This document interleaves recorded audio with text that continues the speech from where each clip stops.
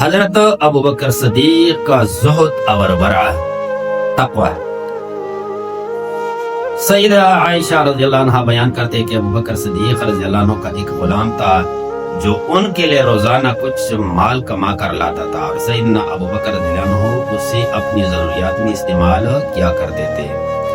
ایک دن وہ غلام کوئی چیز لایا اور سیدنا ابو بکر نے بھی اس میں سے کچھ کھا لیا۔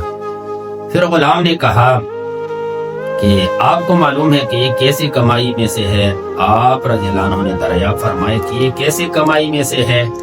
اس نے کہا میں نے زمانے جاہلیت میں ایک شخص کے لیے کہانت کی تھی، حالانکہ مجھے کہانت آتی تھی نہیں، میں نے اسے صرف دھوکہ دیا تھا، لیکن اتفاق سے وہ بات پوری ہو گئی اور آج وہ شخص مجھے ملا تھا اور اس نے اس کی اجرت میں مجھے یہ چیزیں دی دی تھی جس میں سے آپ نے کہا ہے۔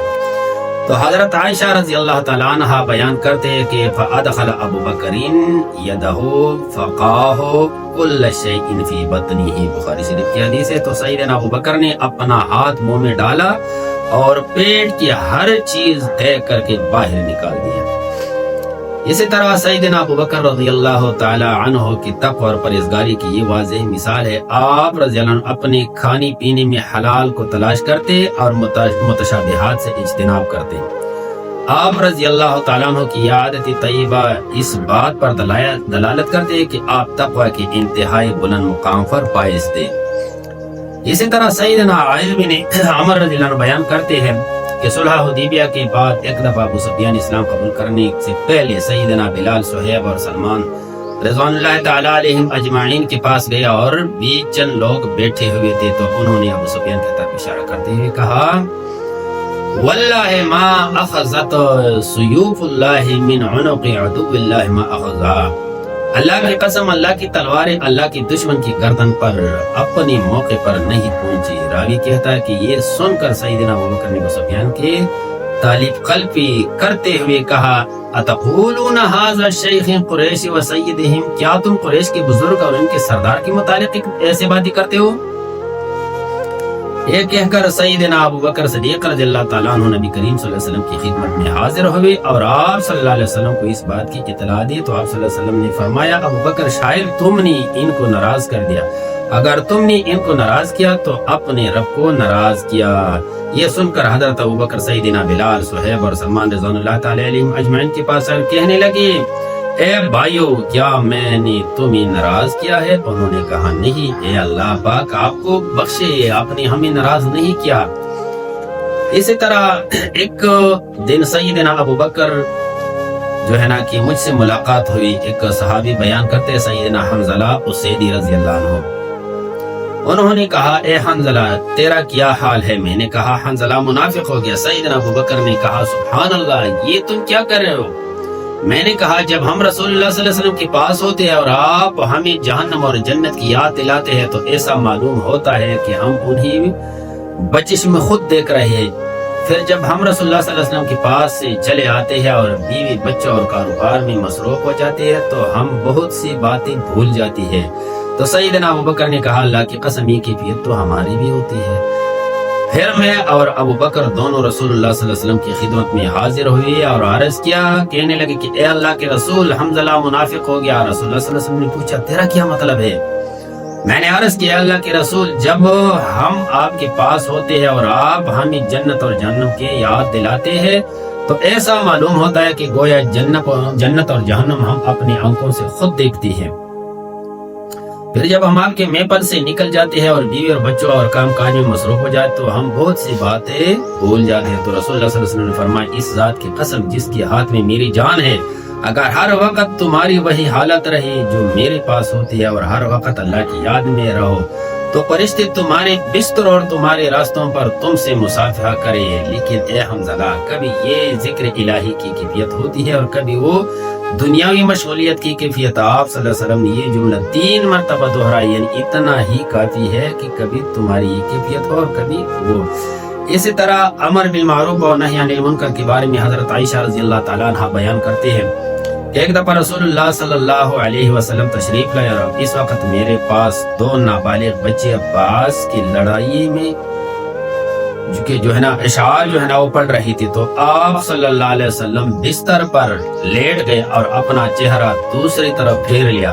پھر ابو بکر آئے، مجھے جھڑکا اور فرمایا شیطان کی بانسری رسول اللہ صلی اللہ علیہ وسلم کے پاس، تو رسول اللہ صلی اللہ علیہ وسلم کی طرف دیکھا اور فرمایا ابو بکر انہیں چھوڑ دو، ہر قوم کی عید ہوتی ہے اور ہم اہل اسلام کی عید یہ آج کا دن ہے۔ اس حدیث سے یہ بات بالکل واضح ہے کہ یہ کام رسول اللہ صلی اللہ علیہ وسلم صحابہ کرام کی عادت اور طریقہ کے منافی تھا، اسی لیے صدیق اکبر رضی اللہ عنہ نے اسے شیطان کی بانسری قرار دیا، اور رسول اللہ صلی اللہ علیہ وسلم نے ان بچوں کی اس عمل کی علت عید کو قرار دیا، اور بچوں کو عید کے موقع پر ایسے کام کی رخصت ہے۔ پھر یہ کہ حضرت عائشہ 9 عمر کی یعنی 9 سال یا بچپن کی عمر کی وجہ سے کھلونوں سے کھیلا کرتی تھی، اور آپ کے ساتھ آپ کی سہیلیاں بھی شریک کرتی تھی۔ اس حدیث میں یہ ذکر نہیں کہ رسول اللہ صلی اللہ علیہ وسلم ان کے نغمے کا یا اس کے نغمے کو سن کر اور آپ اس کے ساتھ بیٹھے ہوئے تھے۔ اگر یہ آپ کو پسند ہوتا تو روح الانوار اس طرف سے نہ پھرتے تھے بلکہ توجہ ہو کر سنتے تھے۔ دوسری بات ہم سمجھ سکتے ہیں کہ عید کے موقع پر جو بچے کھیلنے کی عمر میں ہے ان کو کھیل کود کی رخصت ہے، جیسا کہ انصار کی 2 بچے سیدہ عائشہ کے گھر میں جنگی نغمے گا رہی تھی۔ اسی طرح سیدنا حضرت ابو بکر صدیق رضی اللہ تعالیٰ بے حد مہمان نواز تھے، جیسا کہ ان کے بیٹے سیدنا عبد الرحمن بن ابو بکر بیان کرتے ہیں کہ صحابہ صفا نادار اور تنگ دست لوگ تھے۔ نبی کریم صلی اللہ علیہ وسلم نے ایک مرتبہ فرمایا کہ جس شخص کے پاس 2 آدمیوں کا کھانا ہو وہ صفا والوں میں سے ایک یعنی تیسرا آدمی ساتھ لے جائے، اور جس کے پاس 4 آدمیوں کا کھانا ہو ان میں سے 5واں آدمی یا 6ٹھا آدمی بھی ساتھ لے جائے۔ تو سیدنا ابو بکر اپنے ساتھ 3 آدمی لے آئے اور نبی کریم صلی اللہ علیہ وسلم اپنے ساتھ 10 آدمی لے گئے۔ سیدنا عبد الرحمن رضی اللہ تعالیٰ عنہ نے کہا پھر ابو بکر رضی اللہ عنہ نے خود رات کا کھانا نبی کریم صلی اللہ علیہ وسلم کے ساتھ کھایا اور وہی ٹہرے رہے یہاں تک کہ عشاء کی نماز پڑھی گئی۔ پھر نماز سے فارغ ہو کر رسول اللہ صلی اللہ علیہ وسلم کے پاس لوٹ گئی اور وہیں رہے یہاں تک کہ آپ صلی اللہ علیہ وسلم سو گئی۔ پھر اتنی رات گئی واپس آئی جتنی اللہ تعالیٰ کو منظور تھی۔ تو آپ رضی اللہ عنہ کی بیوی نے آپ سے پوچھا آپ کو اپنے مہمانوں یعنی مہمان نوازی سے کس چیز نے روک دی، یعنی آپ گھر سے غیر حاضر رہے اور مہمان کھانا نہ کھا سکے؟ تو آپ رضی اللہ عنہ فرمایا کہ کیا تو نے انہیں کھانا نہیں کھلایا؟ آپ کی بیوی نے جواب دیا نہیں، کھانا پیش کیا تھا مگر انہوں نے آپ کے آنے تک کھانا کھانے سے انکار کر دیا۔ عبد الرحمن بن ابو بکر فرماتے ہیں کہ میں والد محترم کی ناراضی اور ڈنڈ سے بھی بچنے کے لیے کہیں جا کر چپ گیا۔ اب انہوں نے مجھے آواز دی کہ اے کمقل، اور انہوں نے مجھے سخت ڈانٹ پھیلائی اور سرزنش کی۔ پھر مہمانوں سے کہنے لگے تم کھانا کھاؤ، ہر چند کی یہ خوشگوار کھانا نہیں کیونکہ بے وقت ہے۔ اور ابو بکر صدیق رضی اللہ عنہ نے کہا کہ اللہ کی قسم میں یہ کھانا ہرگز نہیں کھاؤں گا۔ تو سیدنا عبد الرحمن بیان کرتے کہ اللہ کی قسم ہم جو لقمہ اٹھاتے تو نیچے پلیٹ میں پہلے سے بھی زیادہ کھانا پڑ جاتا، حتیٰ کہ جب ہم سب سیر ہو گئے تو کھانے کی حالت یہ تھی کہ وہ جو ہے نا پہلے سے بھی زیادہ تھا۔ تو سیدنا ابو بکر صدیق نے دیکھا کہ کھانا جوں کا تو بڑا ہے بلکہ پہلے سے کچھ زیادہ ہو گیا ہے۔ تو آپ رضی اللہ عنہ نے اپنی بیوی سے کہا کہ بنو فراس کی بہن یہ کیا ماجرا ہے؟ وہ کہنے لگے کچھ بھی نہیں، میرے آنکھوں کی ٹھنڈک کی قسم یہ کھانا تو پہلے کی نسبت 3 گنا زیادہ ہو گیا۔ تو ابو بکر صدیق رضی اللہ عنہ نے اس کھانے سے کھایا اور کہا قسم شیطانی تھی، پھر اس سے ایک لقمہ کھایا اور اسے نبی کریم صلی اللہ علیہ وسلم کی خدمت میں لے گئی۔ وہ کھانا صبح تک آپ صلی اللہ علیہ وسلم کے پاس رہا۔ ہمارے اور کفار کی قوم کے مابین معاہدہ تھا، اس معاہدے کی مدت ختم ہو چکی تھی۔